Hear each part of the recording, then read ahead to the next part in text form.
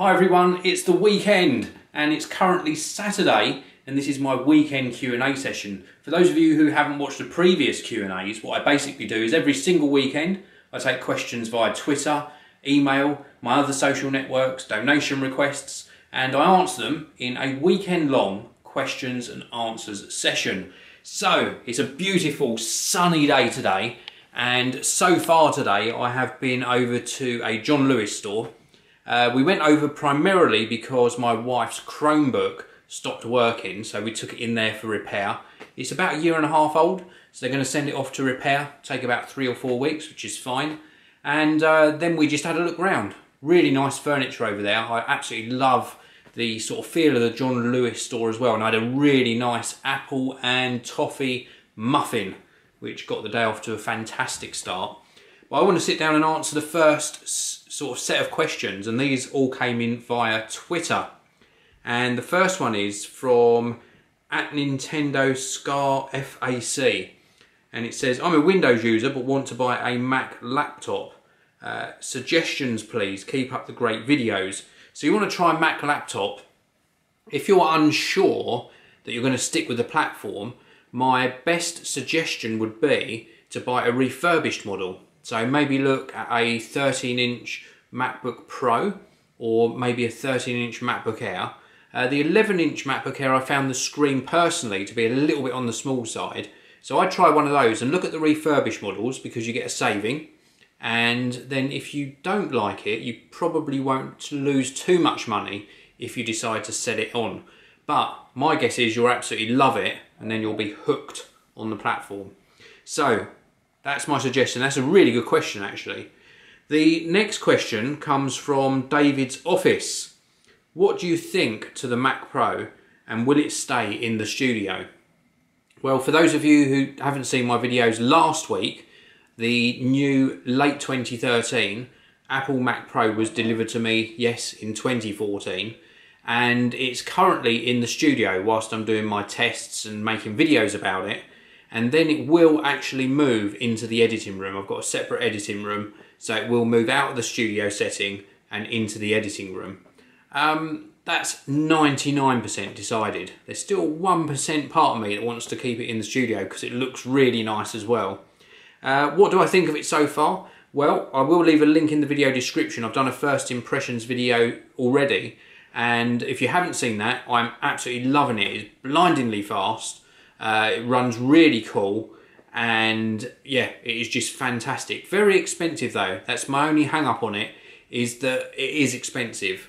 So it's not for everyone. Maybe an iMac's a better purchase for some people or most people, but it has got its place in the market. It's very high end, and if you go for the 6-core or higher versions, then in a production environment, absolutely fantastic. Next question is from Jacob. What do you do with your old iPhones? Well, very, very easy one to answer this. From the iPhone 4 onwards, I've always passed them on to other members of the family. So for example, my iPhone 4 is being used by my wife, my iPhone 4S is being used by my daughter, my iPhone 5 is being used by my son, and then I'm using the iPhone 5S. And then when the next iPhone comes out, my iPhone 5S will go to my wife, and they'll be rotated like that. The only thing I regret is prior to the iPhone 4, or sorry, the iPhone 4S, prior to that, I always sold my iPhones. So I either put them on eBay or I just sent them off to like a recycling sort of company. And I wish I'd kept hold of them, because especially with like the original iPhone and the iPhone 3GS, I just wish I'd kept hold of them. So I still had them, and I just like Apple gear, and it'd be nice to do some comparisons as well. So that's what I do with them. Anyway, they just get sort of passed down to other members in the family. Next question is from Snazzy Gadget Labs. Dave, can you recommend me an HD camera for YouTube video? My price range is £120 to £150. Well, it's not impossible to get something for that price, but it's very difficult to get something that's really decent. What I would probably be looking at is, and you don't mention what sort of videos you'll be doing, but assuming you'll be doing a mix of product videos and these sort of facing the camera style videos, I would look at the Canon PowerShot or the Canon Ixus range and just see what fits within your budget. All of them produce pretty good quality video. Even some of the Sonys, I'm not sure of the price on the WX80, but maybe look at that as well and just see if that falls within your budget. I think they will serve you really well. The only thing they possibly let you down on is the audio quality. And if that really is an issue, you could always buy a Zoom H1, which is an external audio recorder. Record your audio on that as you're talking, and then synchronise that afterwards when you're editing the video together. So that's what I'd probably do. So that's it for the first section of questions. I will be back after this short break to answer some more. Don't forget that you can earn free Amazon, PayPal and iTunes credit by downloading free apps using feature points. Check out the link in the video description and use the referral code Geekanoids. So it's now Sunday. We have had a visitor round for dinner. In fact, my mum came round. Nice Sunday roast dinner. Absolutely love it. Roast potatoes, boiled bacon, vegetables, Yorkshire puddings. Really nice. So we've also tidied, well I say we, I tidied the studio, so it's looking a lot better in this area here. Still a little bit of work to do over in the recording area because that's the busiest area really. I've got products lined up there to actually do recordings of next week. And I thought I'd just do some more questions. So, I will let you know that I also do donation requests, and I had a donation come in for £10 from Alan. And Alan says, I don't want to shout out, all I want to know is, do you rehearse the answers to your questions before you record them? Well, the answer to that is no. 95 or let's say 99% of the time, I don't really rehearse them. The only time I ever research the answer is if somebody asks something specific, like a price or a speed of a particular product, like a processor speed. And if I don't know the answer, then I quickly look it up online. But that's a brilliant question, and thank you very much for your donation. £10 donation, really, really appreciated. So, the other questions I've got coming in, I've got one here from Adam Archer.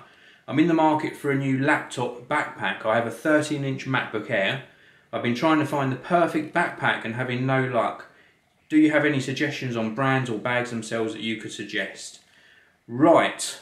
This proves I don't research the answers because I can't remember the exact model name, but Spigen SGP, they actually make a really nice backpack, and I've got a red version of it. Very, very nice backpack indeed, and just really, really cool. Very nice styling, quite slimline and nice and light, so check out Spigen. Also, I reviewed a Tilt Plus backpack, Tilt Energy Plus backpack, and that was one that came with a rechargeable battery pack in. That is very, very useful because you can put your devices inside the various pockets, such as your laptop, iPad, etc., and you can recharge them whilst you're out and about.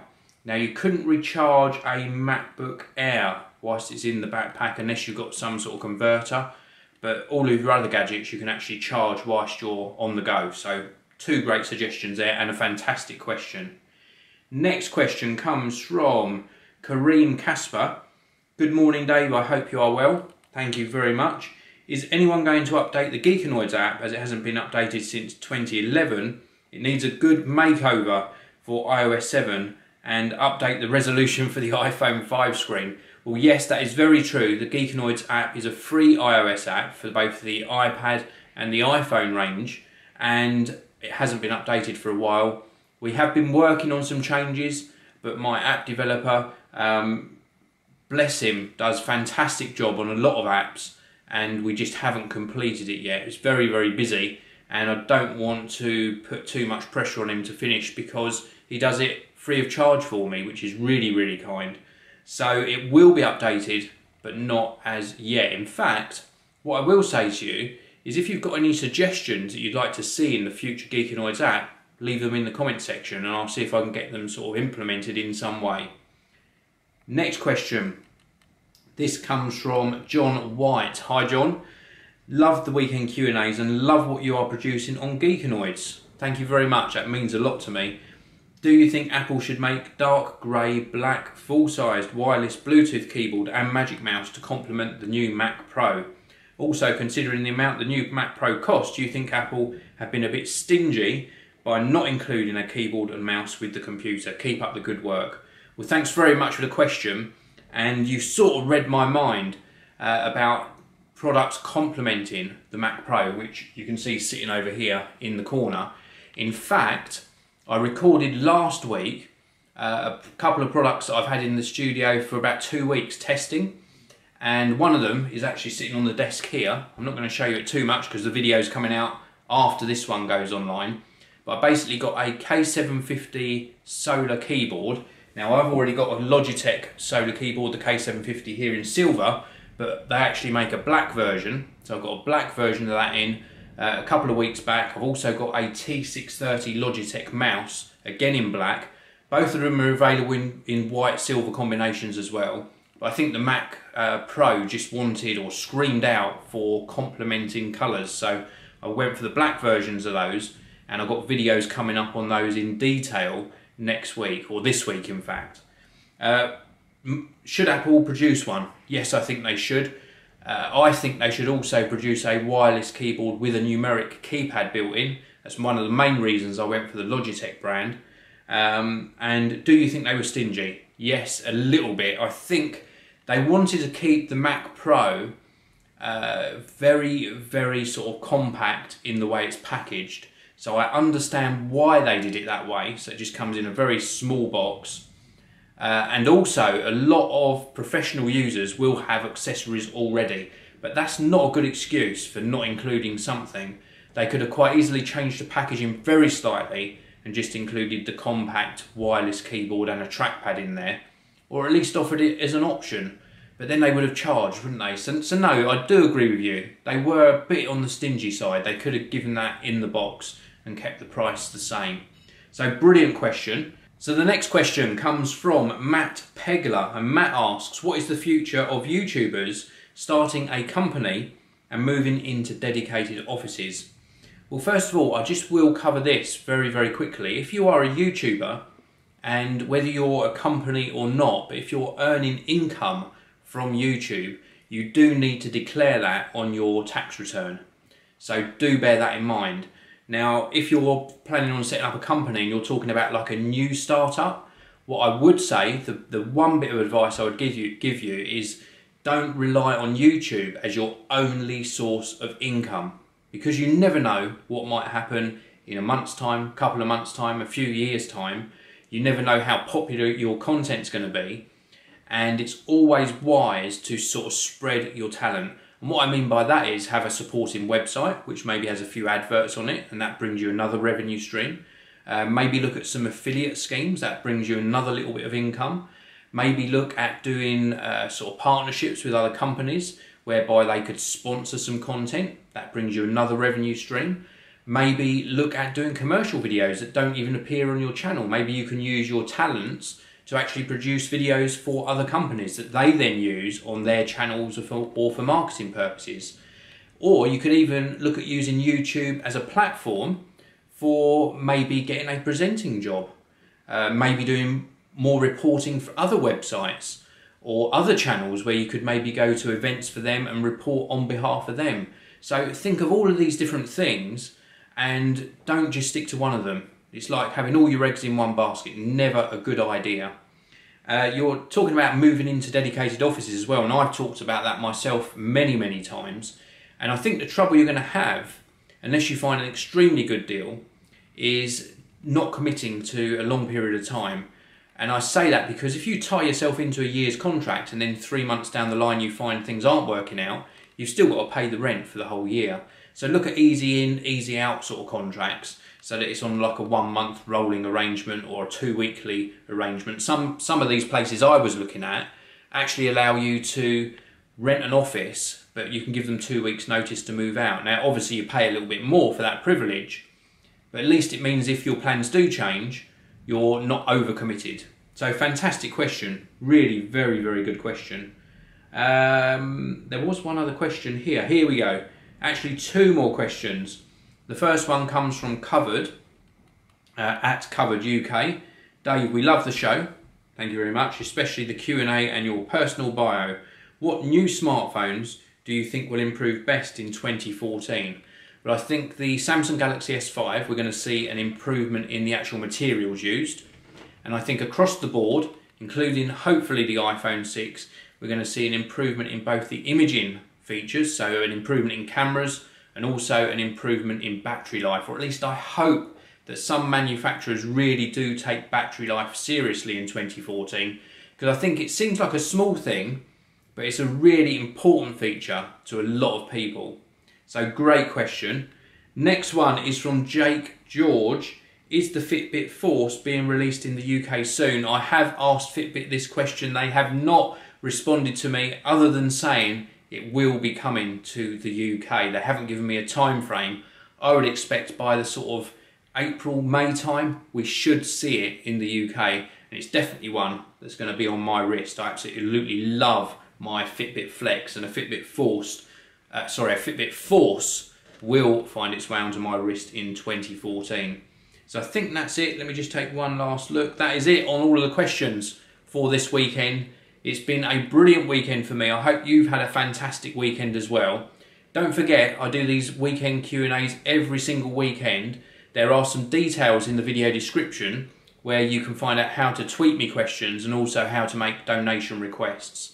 Thank you very much for watching. You can also leave some comments. I'll try and pick up comment questions if I can, but it's best to stick to the 2 methods in the video description for getting me more questions. Hit that like button. Thanks very much for watching again, and I will see you all in the next one. Thanks so much for watching the video. If you'd like to watch another amazing video from me, please do click that top box. And if you want to subscribe to my geeky channel, click the red box on the bottom of your screen now. Thanks for watching. I'll see you next time.